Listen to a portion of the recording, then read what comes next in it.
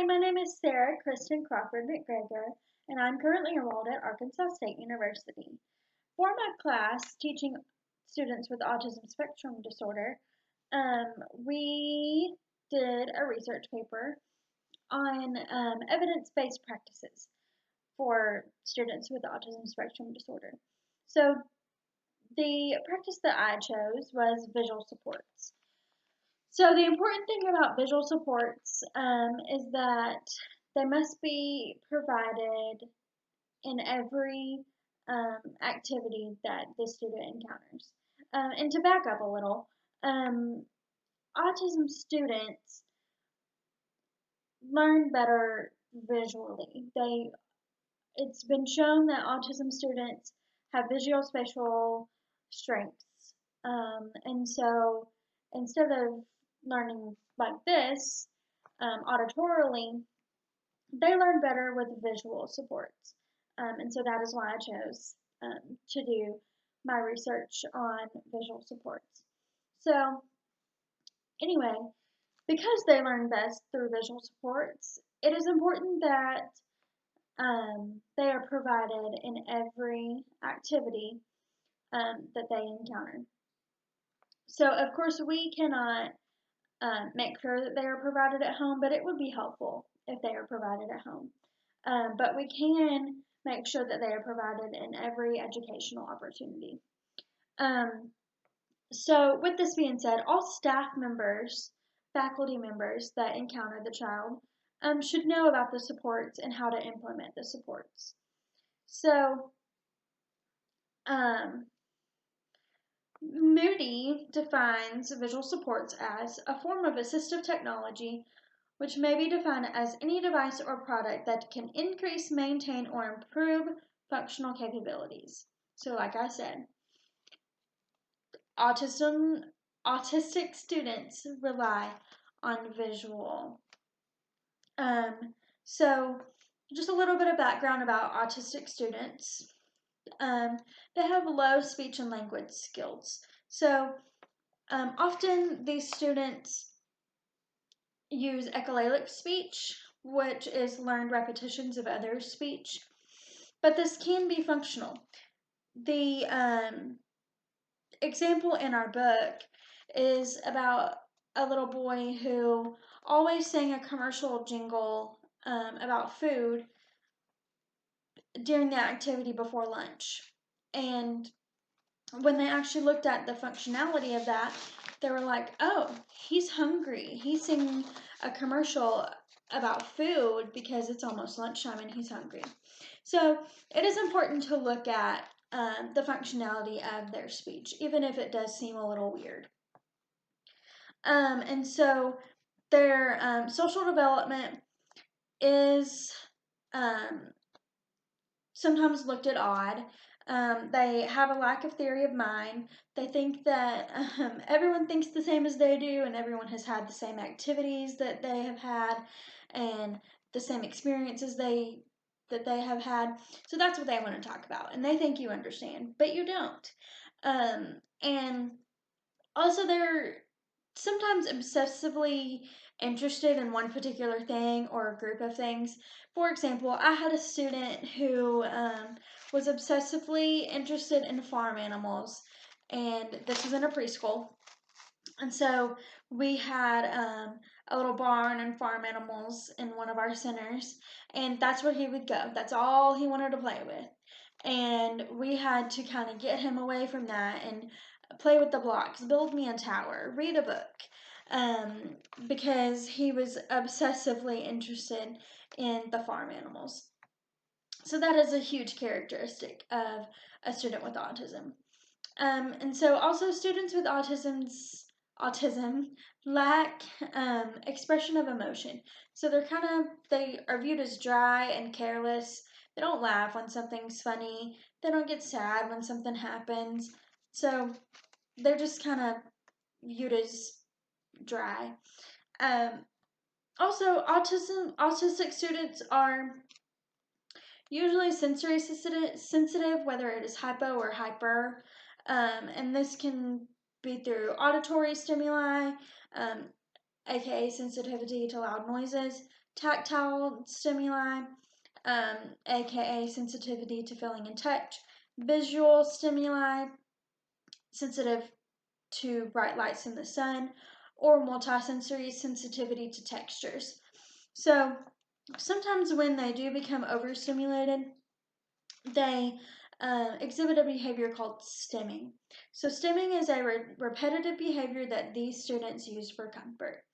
And they're way up here and they know that they need to get themselves down, and so they stim for the comfort.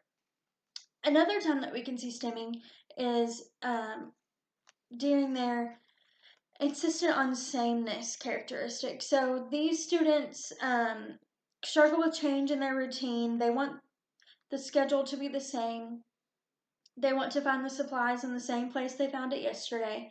And so if something changes, if a pencil's not in the blue bucket where they put it yesterday, then they may stim, because stimming is how they find their routine and their structure in their own life.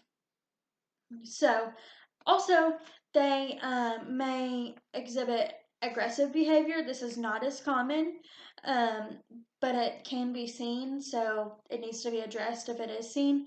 Um, but aggressive behavior such as hitting, spitting, running away, they may do this during overstimulation or when something has changed because of their insistence on sameness. So, they autistic students have low cognitive abilities and a lack of adaptive skills. So their attention is very short, their memory is short, and they don't have a huge capacity of memory, and they're not flexible, just like the insistent on sameness. So, as far as adaptive skills, they lack communication skills. They can't really help themselves when something's wrong. They don't really know how to tell you that something's wrong. They lack self direction and oftentimes need direction to take care of their personal hygiene, bathing, brushing teeth, getting dressed. The diagnosis of autism is not a one and done test. So, it's really a collaboration of different aspects and observations and interviews that a psychologist kind of puts together and determines autism, an autism diagnosis. So one of these is a parent/guardian interview, where they ask the parents and guardians what they've seen, what their concerns are, and they look for the parents saying some of those like lack of emotion, stimming, kinds of things. And also the psychologist observes the child for these behaviors, and for the areas of impairment in language cognition adaptations. So they also observe their behaviors, um, and if they're aggressive or what. So their social skills are also addressed, because this may show their theory of mind aspect, where they only talk about what they want to talk about, or it could show the obsessiveness of a certain object or a group of objects. So the cause of autism is not really known. There's been lots of research and debate on it. Genetics has shown some supportive evidence, but it's not precise. So many people with autism have a chromosomal abnormality, but it's not on the same chromosome, or it's on the long arm and the others are on the short arm, and so it's not consistent and precise. Some research shows pre, peri, and postnatal environment factors, but again, the evidence is just inconsistent. So, instruction for students with autism must be carefully planned out. So, their behaviors, their interests, their learning style, their academic level, it all must be thought about before planning instruction for these students. So, I really like the 4 principles that were discussed in our book for teaching autism students and making them kind of more independent and not reliant on an adult, which is also the goal of visual supports. But I just wanted to mention these 4 principles. So the first one is self-determination. So they should be aware of their own self, their own goals, their own needs, their own abilities. The second is independence. So the student should not rely on every support given. They should only want the supports that will truly help them be functional. The third principle is normalization. And so this is promoting the opportunity to participate in the same activities, materials, and settings as peers without disabilities. So this means that he has the skills to participate and no barriers will keep him from participating in the same activities as his peers. And the fourth principle is functionality. So this is a very important principle because it promotes complete independence for these students. This principle encourages students to gain the ability to independently support themselves in everyday life. So this principle encourages students to fit in with their typical peers. If they can independently support themselves in their everyday life, then no one knows that they may need special supports and special services. So I really like those 4 principles as far as getting a student where they need to be, and even with other students with disabilities, these 4 principles are very helpful. So anyway, to the visual supports. If visual supports are used consistently, they could promote significant academic growth. So visuals have been proven to help a student with autism stay focused during a learning task. They're helpful for transitions, outside environments, including a store or a park, extracurricular activities, or any experience the student encounters. So we can include them anywhere in the school environment. So, because it has been proven that students with autism have visual strengths, teachers must be willing and able to incorporate visual learning opportunities into instruction.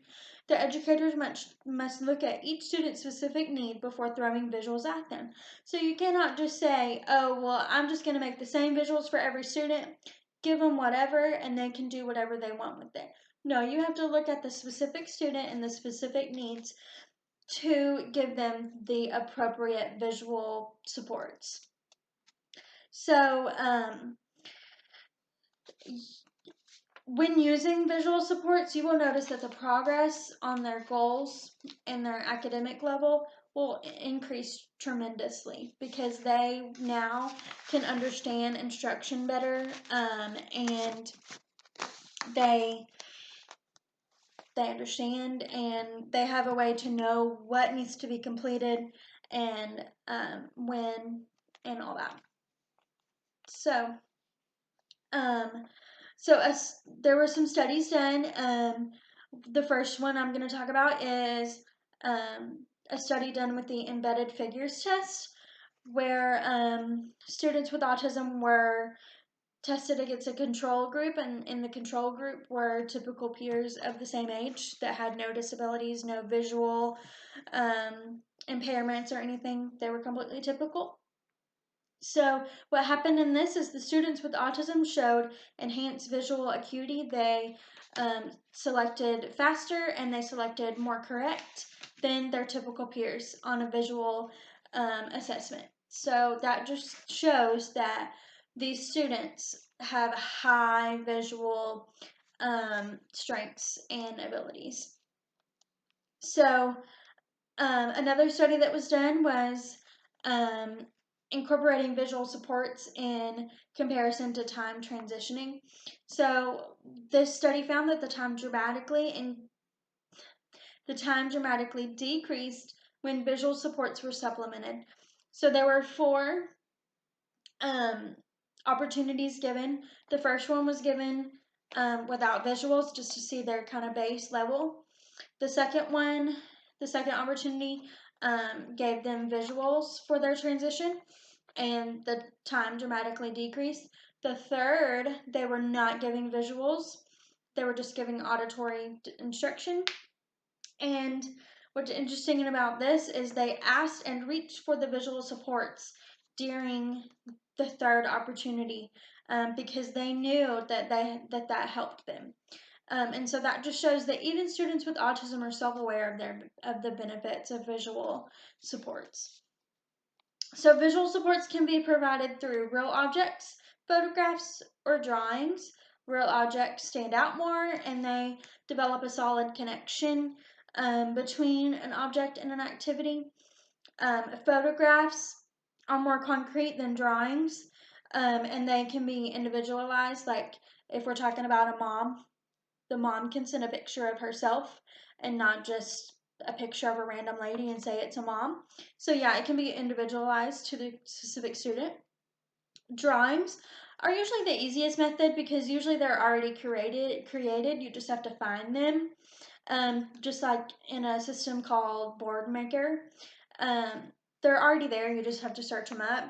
But they may not be tangible enough for students, depending on their level. So you just have to figure out what is best for your students.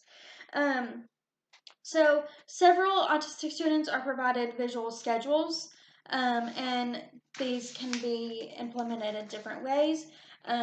One way is a first then board, like if you want them to complete a non-preferred task before a preferred task, you put the non-preferred task first, and then they can color a picture.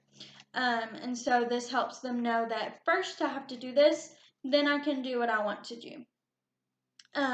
Parameters is also a way to do a visual schedule. So this can be done like putting an X over a computer saying it's not time to get on the computer right now. Or things that can only be completed a certain amount of times a day. For example, like only 3 juice boxes per day. Put an X over the first juice box when they have that one. Put an X over the second juice box when they have that one. Put an X over the third juice box when they have that one. When all the juice boxes have an X, no more juice boxes today. So that is very helpful for students to be able to see that.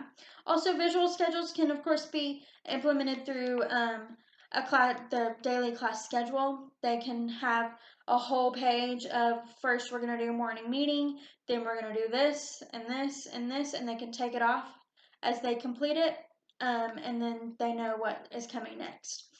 Also, visual schedules can be implemented during activities and extracurricular activities.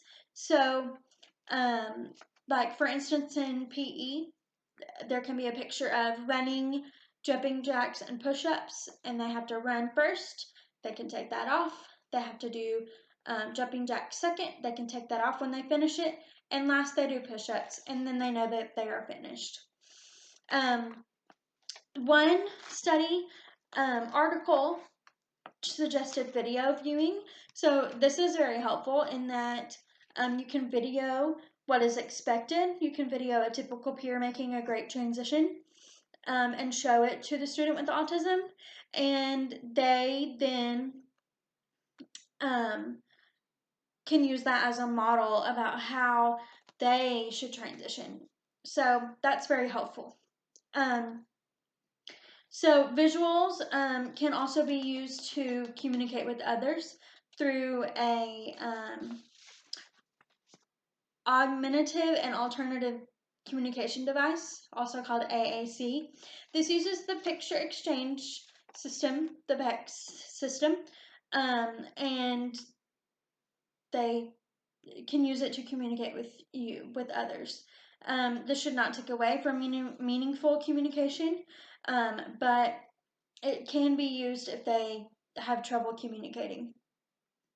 But for this to be effective, they need to be exposed to quality conversations and be taught the communication functions of protesting, requesting, directing, questioning, and commenting in order to be effective in their communication with others. So one article study was implemented on an Apple Watch. So instead of presenting the visual to them on a picture card, the kids wore, the students wore Apple Watches, and it was more implemented in a what's called a just-in-time technique, and this is on an as-needed basis rather than every single time. So if the teacher sees that a student is struggling with something, then she can send a visual cue, visual support to the Apple Watch, and it will vibrate just like it does when you get a text. And the student can view the visual cue, and that will help them get through what they're trying to get through. So the response time was much better when given the just-in-time cue than not given at all. So it was effective just as if you handed them a picture card. So this is a very this time strategy, because we're obviously all going to technology, and so this would be something to look into if your school is willing and they are okay with Apple Watches on children. But also, the good thing about this is it's very discreet. So if instead of the other peers seeing you give them a picture card, then it's a vibrate on the watch. They look at it, they're good. So it's very discreet, and the other peers usually don't know that this has happened. So anyway, so visual supports, all in all, encourage understanding and access to the curriculum. So they provide structure for the student, which decreases uncertainty, frustration, anger, and anxiety, while increasing independence, engagement, and understanding. Visual supports are created to encourage calmness and independency in the classroom. So in my opinion, visual supports are very helpful in a classroom with students who have autism spectrum disorder. So thank you for your time. I hope that was helpful.